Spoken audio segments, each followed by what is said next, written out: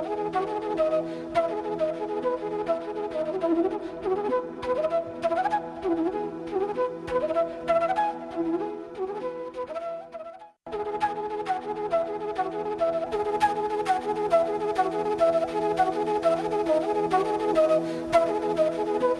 idea of bringing to you series of lectures on communication research is because there is very little work that has an Indian context to communication research. To fill that void, we thought of bringing you updated information about different dimensions of research pertaining to communication and media studies. In that series, we will be today talking about qualitative research. But before I do that, I just want to make a distinction between, a slight distinction between what is communication and media research and how it actually is inspired by social science research but has a distinct feature of its own, primarily because you are looking at media entities, you are looking at how people get influenced through, we have large proliferation of media technologies today in the form of social network sites, then you have mobile telephony. So all of these are trying to influence the way we lead our lives. And apart from that, we also have a very niche area in which communication research does have a very strong presence, and that is in the area of development communication.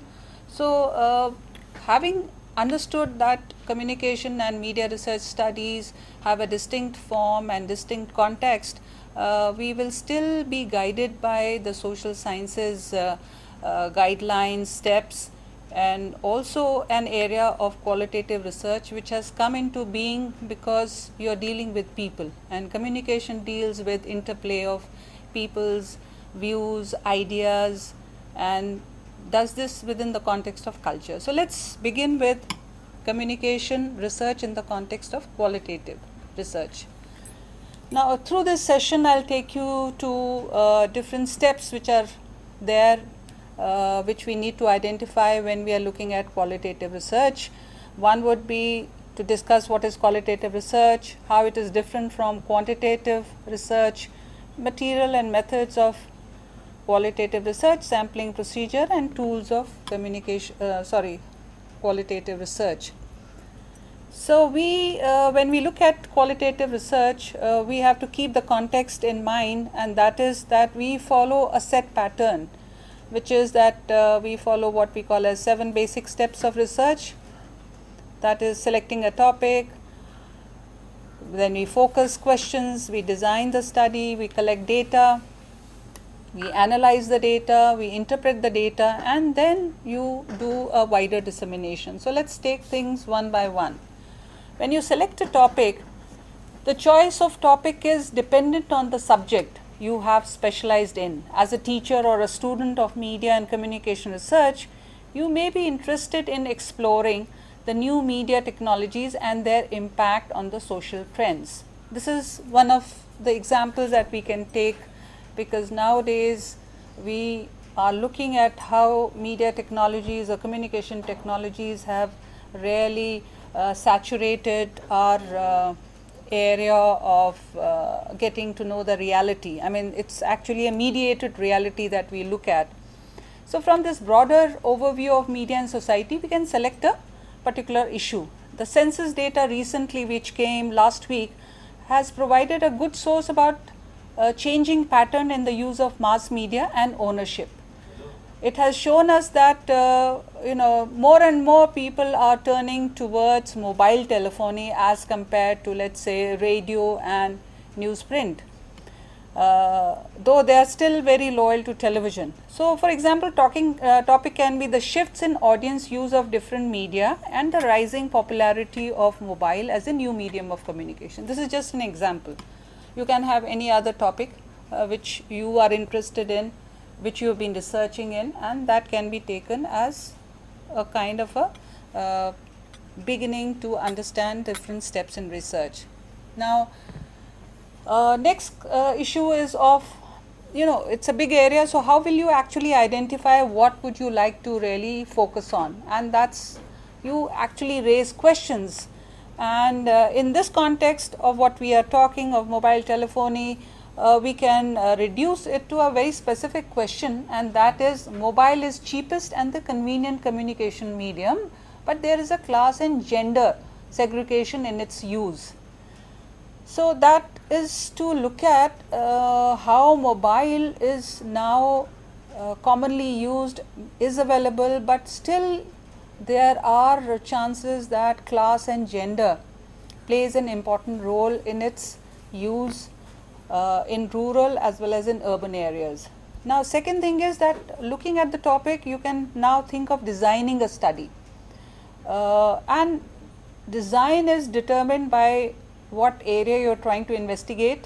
And in this topic that we have decided to take up, we are looking at more those issues which are in the realm of power, in the realm of values, in the realm of gender, and for that we need a different kind of a orientation and a setup.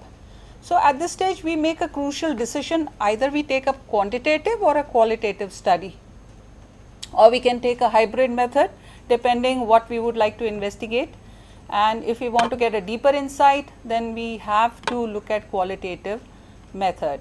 For example, how many respondents do we choose from the population of mobile users, and where do we have to conduct the study? Are we going to conduct the study in a rural setup or in an urban setup, and whether, and this will be dependent on how mobile telephony has made its presence in rural versus urban, or you can look at the phenomena in terms of that it's slowly spreading to the rural areas. So, that will decide whether you want to use a combination or a single method of qualitative research. Now, the subsequent step is of, once you collect the data using either of the method, then you have to analyze the data from different sources, whether you employ different survey methods or you employ quantitative or a qualitative research methods. You will be able to collect lot of data, and once the data has been collected, then you have to interpret the data, find out the meaning, finding out a pattern which was not earlier, or which was earlier thought of as a possibility, but now you have actually a valid data to make an interpretation. And then the last is that through reports and journal papers you make wider dissemination of this finding. Now, how do you choose qualitative or a quantitative approach? So, you have to choose the right design. For that, the critical determinants are, it should be, your approach should actually be well suited to the design of your study, because if you want to collect a very population based data, then you have to get into a survey method, because there you are looking at how many mobile users are there in a particular region or a particular setting. For that, then you have to look for a quantitative. But if you want to see how people are using a mobile telephone, when do they use it, and for what purposes they are using it, and what kind of affinity they have developed it with that particular instrument, then you have to go for a qualitative approach. Then you have to look at time and resources that you have. If you have a very limited time and your budget is very minimal, then you have to go for a qualitative approach. And also whether you are looking at the results in the context of a very national level findings, or you are looking at a very micro level assessment of the trends and the reality relating to mobile telephony in a particular region. Now, let us talk about qualitative research, because this session is about qualitative research, and primarily we will be looking at what and how we can use qualitative research and in what way it is different from a quantitative research. So, you can plan whether you would like to increasingly use qualitative research, because the dimensions of communication research are becoming little wider, different, and we need to understand that people and their psychosocial behavior, and for that qualitative research is more appropriate.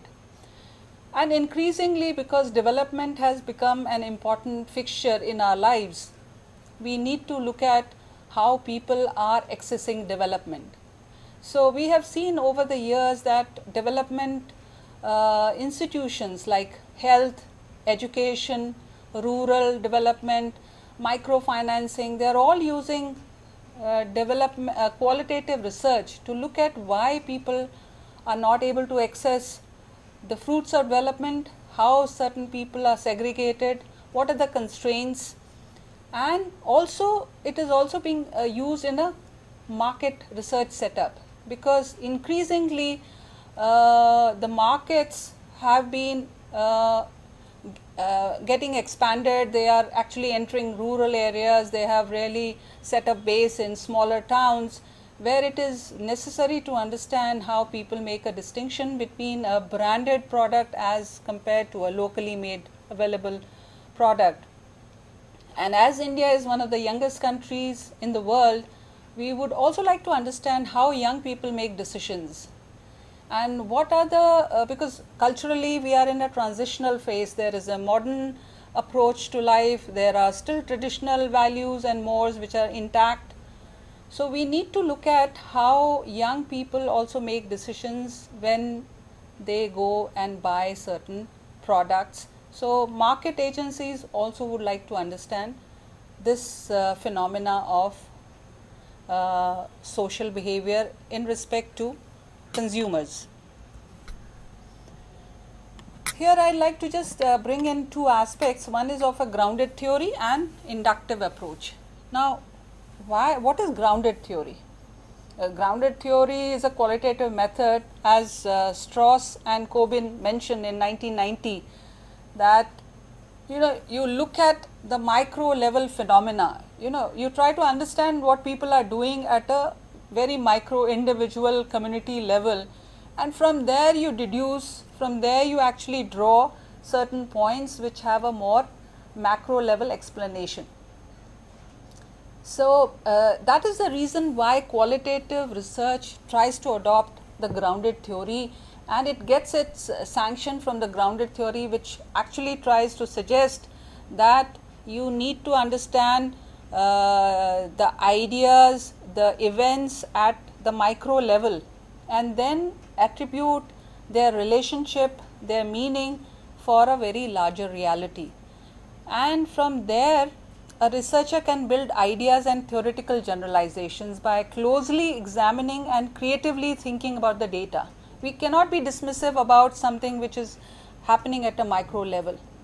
Maybe the numbers are limited, maybe we are looking at a very micro level reality, but I think it has meaning for a larger level understanding of how national, regional trends are surfacing. For example, if you look at HIV/AIDS infected people, looking through the grounded theory, we have actually gone down to the level of individual experiences, how people feel about being HIV positive, the kind of stigma which is associated within the family, within the community, and within the health system, that makes people go underground. They don't access the services which are available, and you have a higher HIV/AIDS prevalence in the country because of this reason. So we would like to give it a theoretical design. It's not that qualitative research is a very loose area of study. It's actually in the context of grounded theory and inductive approach that we follow this particular method of research. So some people say, is qualitative research unscientific? Well, no, it's not, because you're not dealing with numbers and you're dealing with people does not suggest that it is unscientific. In fact, it develops its own parameters which are scientific, and we will see how qualitative research is very close to quantitative research in many ways, but still there is a divergence which is happening, and for valid reasons. It is precise, it is rigorous, it is capable of replication, and it's capable of generalization. तो हम ये देखते हैं कि qualitative research जो है उसमें वो सारी सारे एलिमेंट्स हैं जो उसको साइंटिफिक बनाते हैं, उसको एक अनसाइंटिफिक अप्रोच नहीं देते हैं, बल्कि उसके जो रिजल्ट्स हैं वो वैसे ही वैलिड हैं, वैसे ही साइंटिफिक हैं, वैसे ही उनका रेप्लिकेशन देखा जा सकता है जैसे क्वांटिटेटिव रिसर्च का। अब हम देखते हैं कि how is qualitative research a type of a scientific research. See basically in general terms scientific research consists of an investigation that seeks answers to a question. Likewise, जैसे मैंने आपको शुरू में बताया that we thought of looking at mobile use in rural, in urban areas, whether it has increased over a period of time and how people are making use of it and how it is actually replacing their engagement with other mass media. तो वहाँ भी एक question है, वहाँ भी आप उसको एक वेरीफाई करने जा रहे हैं, तो that is also a investigation that has been undertaken under qualitative research. और जो फाइंडिंग्स आप पता करने जा रहे हैं, जैसे हम हाइपोथेसिस कहते हैं या प्रॉब्लम क्वेश्चन कहते हैं, वो भी अगर हम पहले ही डिफाइन कर रहे हैं क्वालिटेटिव रिसर्च में जैसे हम क्वांटिटेटिव रिसर्च में करते हैं, तो that also makes it akin to a scientific research. Then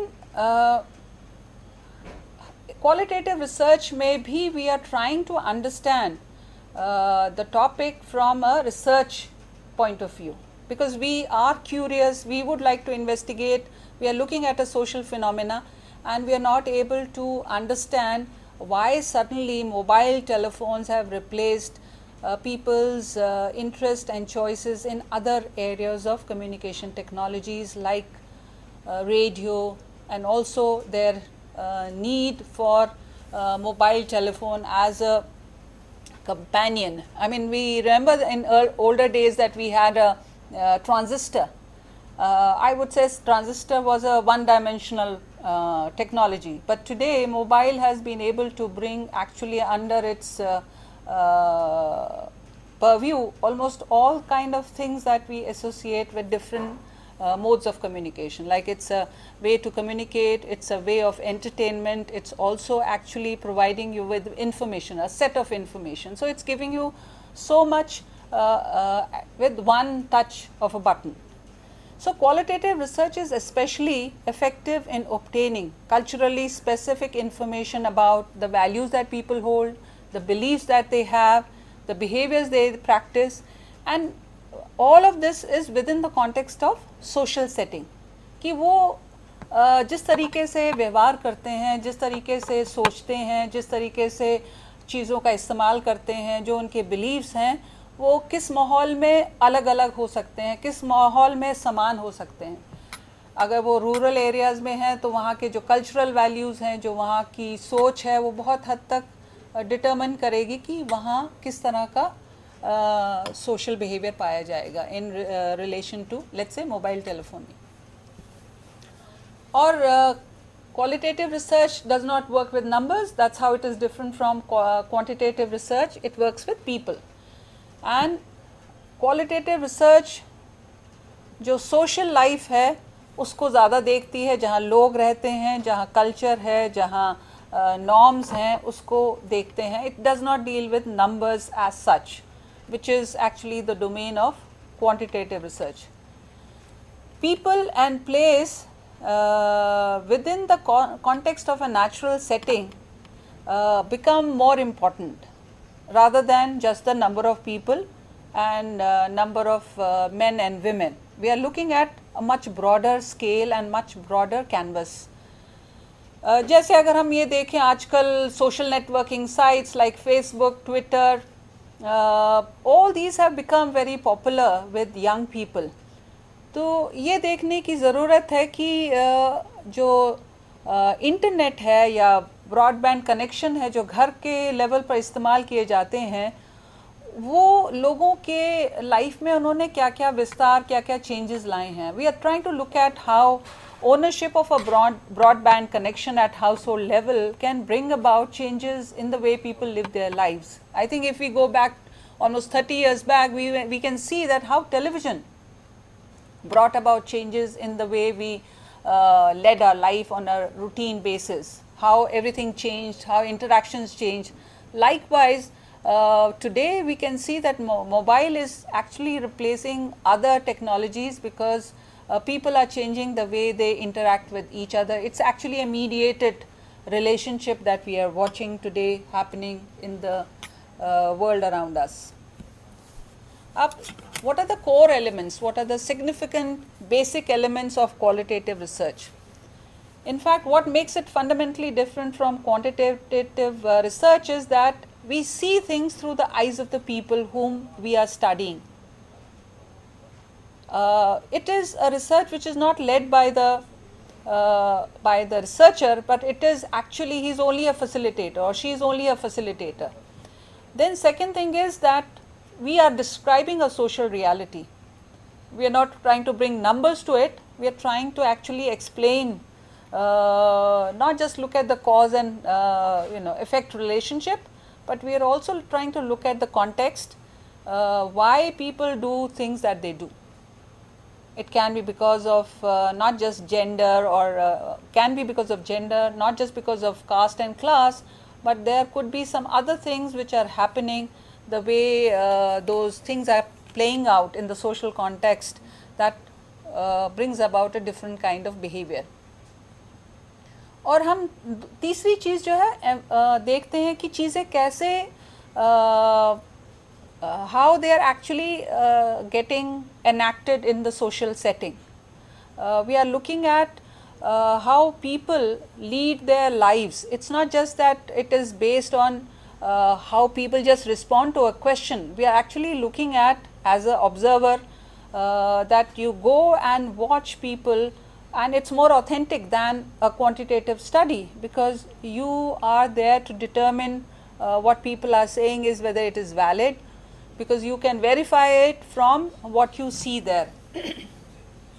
And then you are also looking at because accordingly you have to design because if you are looking at what people are saying, you are looking at how the process is being enacted, then you have to have a structure, a design which is very flexible, and it should not actually limit or should not put constraints on what you are doing in the field. And another thing which has really helped qualitative research to gain a legitimacy, to gain importance, is that it derives its inspiration from ethnography also.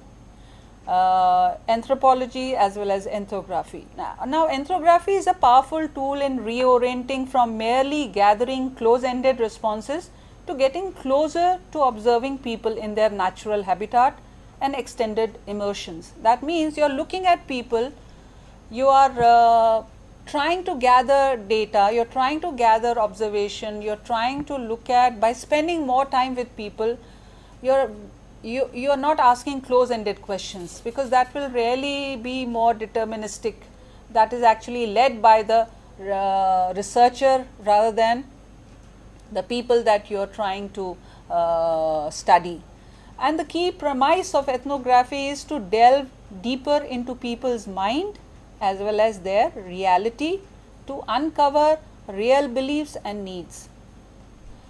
We know that when we do communication research, you go and ask people, most of the time they will say yes or no, whichever is convenient. So it lot depends on the skill of the researcher, on the type of questions we are asking. The way we are asking those questions will actually give you valid answers from people. But ethnography allows you to get beyond what is publicly spoken about. So you are actually unfolding those layers of information which are there, ingrained within the minds of the people, which becomes very difficult for you to access when you ask for very simple questions. So we have to look at qualitative research in the cultural, in the family and the life stage context. And we have to convert the discourse that we engage in with people during our question and answer session from a mere conversation to a more engaging time spent with people by observing them, by looking at their lives in a more empathetic way. So that will give us a real sense of how and what people do. and not what they would like to say about it. Now, as I said earlier, that seeing things through people's eyes, this is what qualitative research is. So it deals with people, it deals with their feelings, it deals with their experiences, and all of this is done within the context of cultural norms, values, which are considered significant by the people. So I think it's more objective because you are not putting some kind of agenda with which you are going to the field, you are actually letting your mind explore. So when you allow your mind to explore what people are doing, what kind of practices they follow, so you are going with an open mind and you will get enriched with the data or the information which you see there. And as I said earlier, that here you are not collecting numbers. Here you are actually going to describe the reality that you see. For example, if I come back to two situations that we have taken up, that how mobile is being utilized by people, or let's say HIV/AIDS as a disease which is spreading very fast in rural areas. I think we would like to see how the women in rural areas whose husbands have migrated for work to other places. So we would like to see that what is the context in which that behavior which makes them susceptible to HIV/AIDS because of gender, because of power equations, that women are kept behind and men go out, try to earn a wage, come back, and the kind of relationship that they have, it's very difficult for them to negotiate on issues of HIV/AIDS. So that is one area that we can look at that as a context to understand the social behavior. And something that we think, when we go as a researcher trying to collect data in numerical order, we are more interested in what is more obvious, what is more objective, and anything which deviates from that established procedure that we would like to see appears as irrational. But I think as a qualitative researcher, you need to be open, you need to go with an open mind. And another area which is very interesting, that we had done a study in rural Rajasthan about child marriages, and a basic premise is that child marriages are not really normal thing to do, because you are trying to take away childhood of a child by marrying her at a very early age. But when we went to rural Rajasthan, we looked at their conditions, and we got convinced that within the kind of constraints that they have, child marriage is perhaps it's an option. They have tried to offset any kind of a financial problem that they would have encountered there. So this is just to cite a kind of an example to again assert that we have to go with an open mind, look at the context in which people lead their life, what are the constraints that they have. So a researcher takes a very different role here in qualitative research. You are not going with a prior mindset, you are going there as an explorer. And that's why the emphasis is on the process. You want to see how people are actually going through their lives. So one day will not suffice. You will have to actually live through that session where you would like to gather data. So most of the people who do qualitative research find it very exciting thing to do, to go and live in that area for some particular period of time to gather rich data. Otherwise you can just go fill up a schedule, come back, analyze it, it can become very clinical. But here you get a sense of living their lives. But this is not to suggest that you become very subjective. You still have to maintain your objectivity and gather data in a very scientific way. And for this reason, you have to have flexibility and limited structure in design. This does not mean that you don't have a structure of design, but I'm trying to suggest is this, that you leave scope for some kind of changes, amendments, which can be made on the ground when you're doing field work. Because something can crop up, and that's how it should be. You should not limit your energies or limit your scope for understanding the social reality by subjecting yourself to only a schedule or a guideline, not going beyond that, because that's the way to enrich your data. Now, I'll just take you through what are the differences between qualitative and quantitative research, just to try to say that in spite of the similarities, there are certain differences which I have already highlighted, but just to take you through a comparison will make it more meaningful and easy to understand. As Donald Campbell said, all research ultimately has a qualitative grounding, because you are trying to describe a social phenomena. So, whether it is qualitative or a quantitative research, you are doing that. But there is another way of looking at it. As Fred Kerlinger said, there is no such thing as qualitative data. Everything is either 1 or 0, which means either it is there or it's not there, trying to make it very objective. Second difference is that the aim is a complete detailed description, whereas in quantitative, you count them, you classify them, and use statistical models to explain what you see there in any social setting.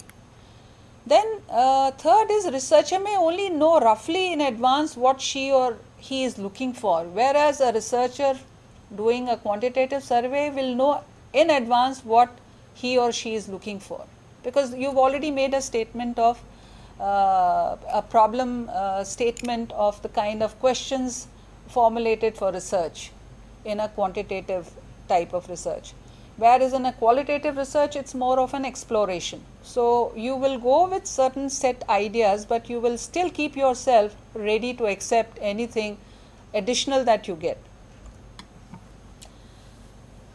And as I said earlier, the design is not fixed, it can vary, it can change according to the situation. Of course, you have to take control of the situation, but you can still make it little more loose. Whereas in quantitative study, a researcher uses tools such as questionnaires and equipment to collect numerical data. Here the data is in the form of words, pictures, objects, visuals.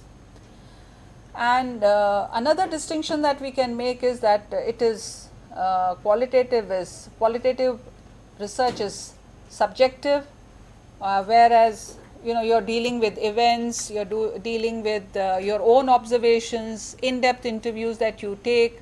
So, you are being guided by what people are telling you. Whereas when you do a quantitative research, you have a set number of questions, and most of them are close ended, and you tend to seek information on that parameter. Qualitative data is more rich, time consuming, and less able to be generalized, whereas quantitative data is more efficient, is able to test hypotheses, but may miss contextual detail.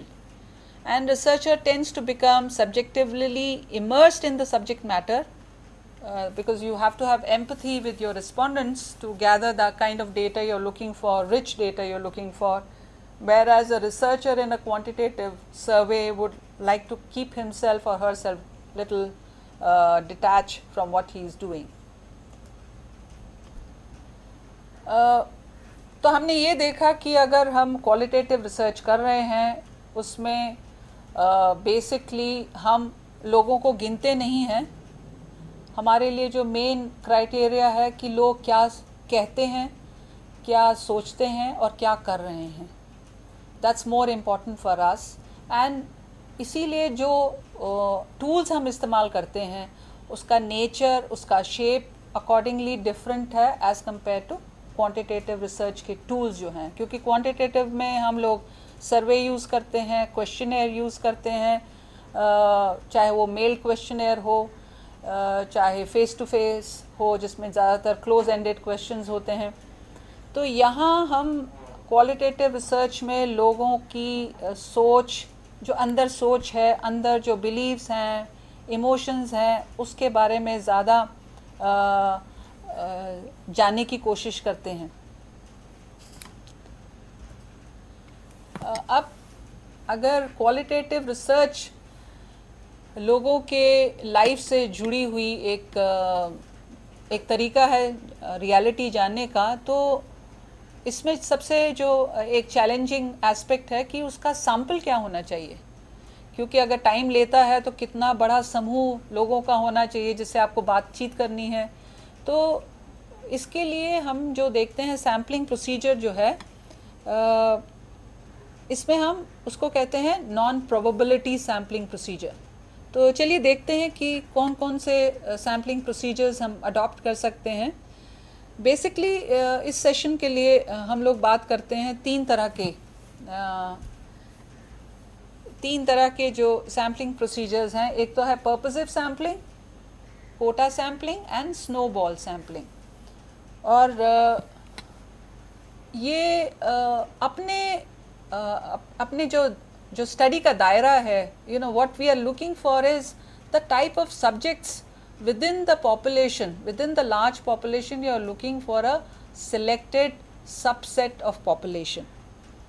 क्योंकि आपके पास time नहीं है, आपके पास resources इतने नहीं हैं, क्योंकि time लगता है क्वालिटेटिव रिसर्च करने में, तो उसके लिए जब आपका सैम्पल होगा वो थोड़ा सा छोटा होगा, पर कोशिश ये होगी कि वो रिप्रेजेंटेटिव रहे और साथ ही साथ इतना बड़ा हो कि वो आपको आप जनरलाइज कर सकें, उसके जो रिजल्ट्स आपको मिलें उसको आप जनरलाइज कर सकें।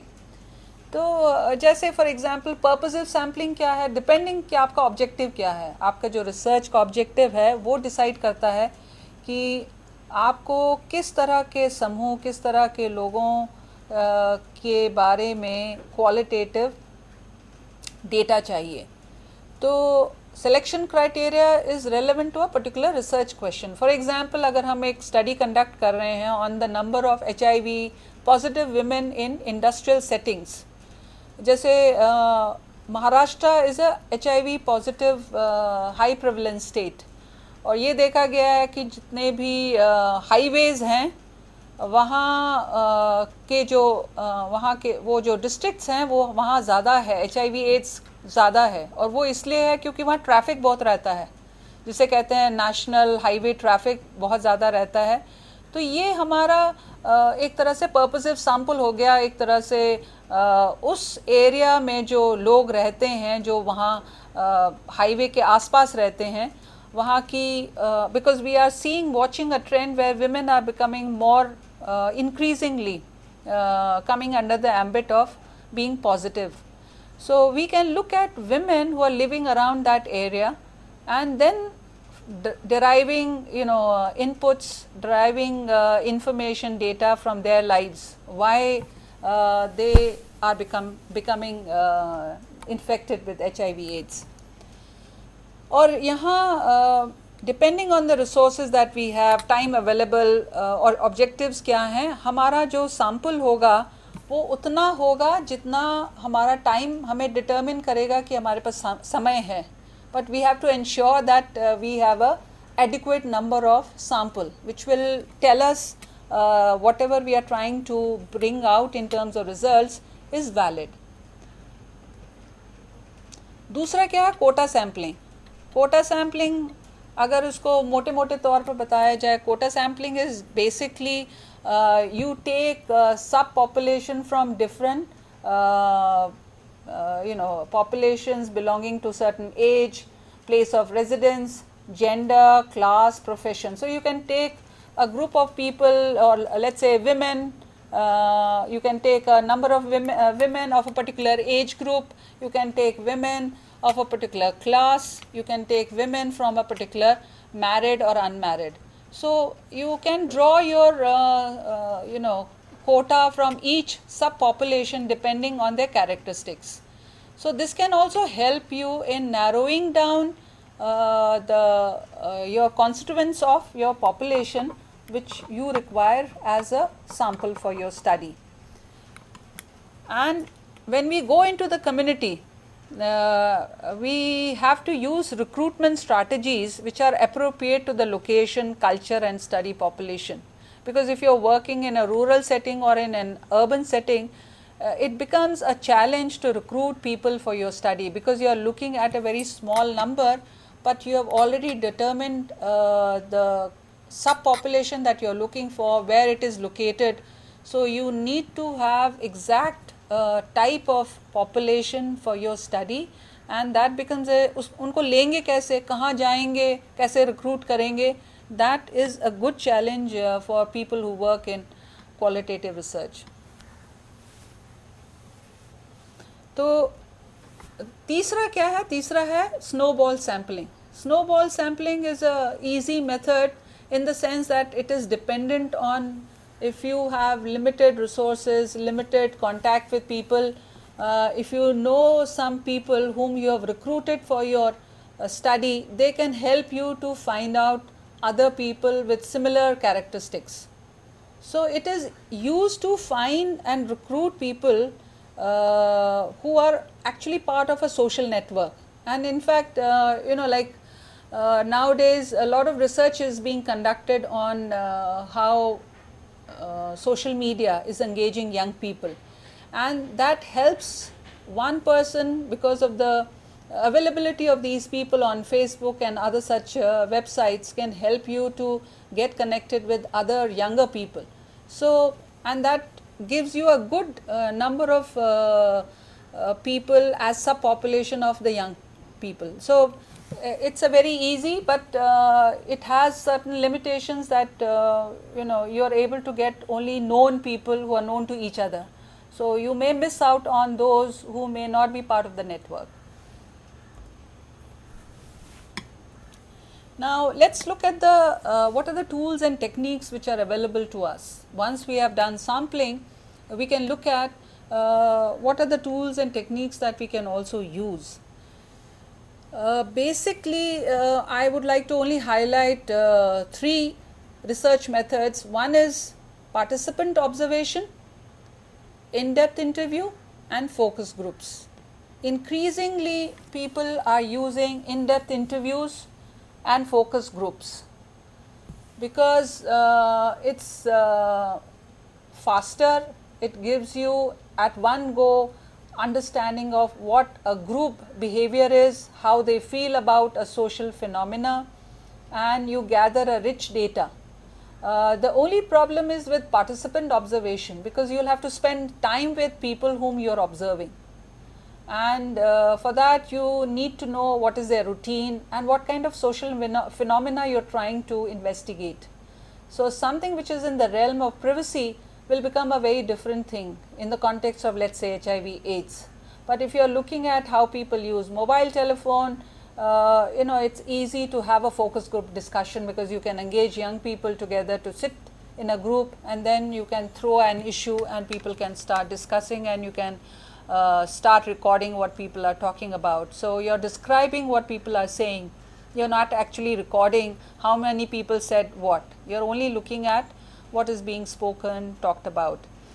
So these are the three areas. Another important area in qualitative research which is actually used in development sector is what we call as a rapid appraisal methods, which are participatory methods, and they are used mostly in the rural settings.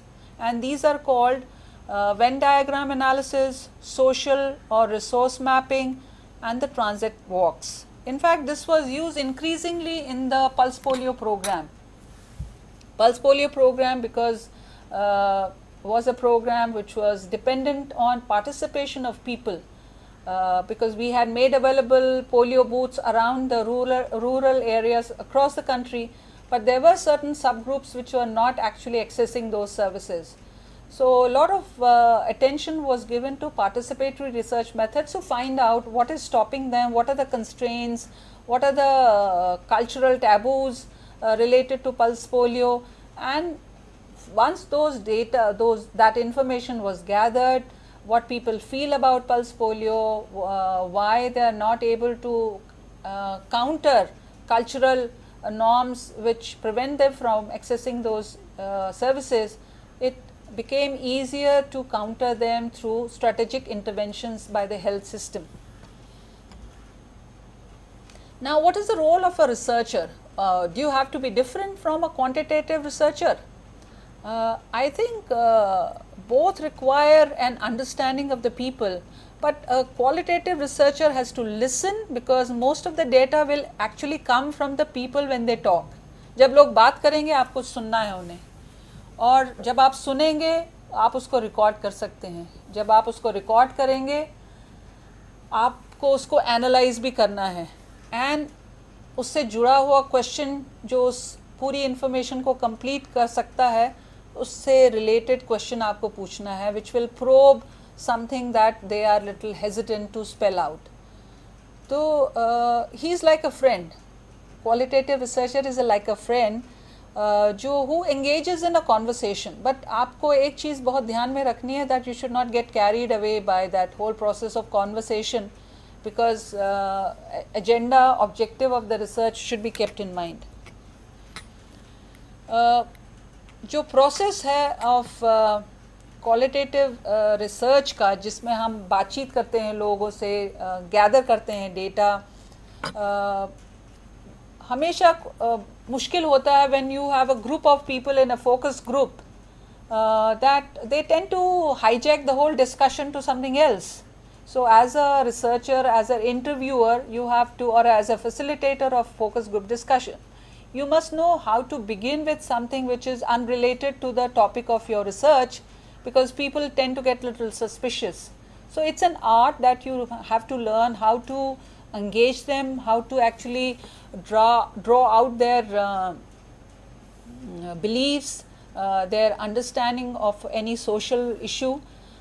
By talking of something which is very close to their heart. Once they get over that hesitation of speaking, talking, then you can bring the issue of, which is the major issue of, or which is the objective of your engagement with them. और बहुत हद तक हम ये देखते हैं कि जब लोग बातचीत करते हैं तो वो अंदर की अपनी जो इच्छाएं हैं, बिलीव्स हैं, वो कम बताते हैं, और जो रेडीमेड आंसर्स हैं वो ज़्यादा देते हैं. तो जो socially kind of accepted behaviour है वो लोग दिखाते हैं. बट हम ये देखते हैं, जैसे एक रिसर्च का एरिया है डोमेस्टिक वायलेंस, तो उसमें कई औरतें खुद ही नहीं बताती हैं कि उनके साथ क्या गुजरता है, what kind of life they lead. So I think it's very essential that you try to motivate. You can use small films, you can use certain pictures, you can use certain anecdotes to bring out people into a discussion, and then spell out the constraints, the challenges that they face in their life. तो जब आप field में जाते हैं तो what are those guidelines that you have to follow? First of all, try to collect as much description of the social reality, and second is to gather information from different perspectives. It should not be a very straight jacketed account of social reality. You should give a more holistic account of what you are watching, what you are seeing, and then you have to cross validate and triangulate by gathering data through different methods. You can use observation, you can use interviews, you can use secondary data which is available, recordings and photographs. You can also use what we call as bubbles or as quotations of people, how they describe their own lives and how they see their own life. For example, I can just give you an example from something that I did in the Pulse Polio program. That when you go and talk to women कि आप अपने बच्चे को polio की दवा क्यों नहीं पिलाती हैं, तो दे से कि एक दफ़ा पिलाना तो काफ़ी है, क्योंकि पोस्टर में लिखा हुआ था कि इससे सारी बीमारियां दूर हो जाएंगी. तो when you try to explain that this is a incident, it's a program which is to be done on every month on a Sunday, then they think that they have a hesitation, there is a credibility issue attached to that. Health services in other ways are not available, how come only pulse polio program is available? So you tend to understand what are the constraints that people feel or face, and you also not only talk to women. If you are doing work on pulse polio, trying to understand the myths and misconceptions prevalent in a society, you need to also talk to opinion leaders, because I think they still hold a very important position in the society in which we are trying to investigate resistance to pulse polio program. I think that same is the case with any other development sector program, whether it is water sanitation, whether it is on education, whether it is on microfinancing areas, where women self-help groups have come up, but they still need to do extra work. Now, one more thing which I like to talk about is the triangulation of data. Triangulation of data in qualitative research is very important, because you are looking at data which is coming from different sources, and it helps you to verify whatever constraints we have in qualitative research will be overcome if you do triangulation of data which is coming from secondary sources, primary sources, and which are also by using different multiple methods to give you an understanding of the social reality. Theory also helps you to give credence to your findings. So you gain not only in credibility of the findings that you have made out, but you have a better understanding of what's happening. And our data ultimately will be in the form of text, videotapes, field notes, visuals, pictures. This is what we work with in qualitative research. Then last point which I like to highlight is that ethical considerations are very important in qualitative research, because you are dealing with people. You need to look at the ethics dimension of research. You have to keep your people well informed about what is the purpose of this research, in what way their responses will help in having a better understanding of a social reality, and how it will actually lead to further correction in any kind of a national or a regional program, and how they are an important factors in having a good understanding of any social phenomena. And just like to say towards the end is that you need to take the consent of people if you are actually making them sit through a focus group discussion, or even taking an in-depth interview like with women, because you are taking their time. So you have to, or especially in a very sensitive area like HIV/AIDS, you need to take their prior consent, and that has to be based on a some kind of a, not just taking it on a piece of paper, but actually sitting through with them, trying to explain that this will not be used against them or against any kind of a financial privilege, but it is only to help in investigating a social phenomena in which they will actually be participating as an equal partner. And many people think of informed consent primarily as a form, but I think it's more than that, and there are ethical dimensions that you need to explain to people, that they are important and equal partners in the process of this whole engagement of describing a social reality. Through them we understand what is happening. We can't be there all the time. It's people who try to give us a clue, who give us an intelligent account of why things are the way they are.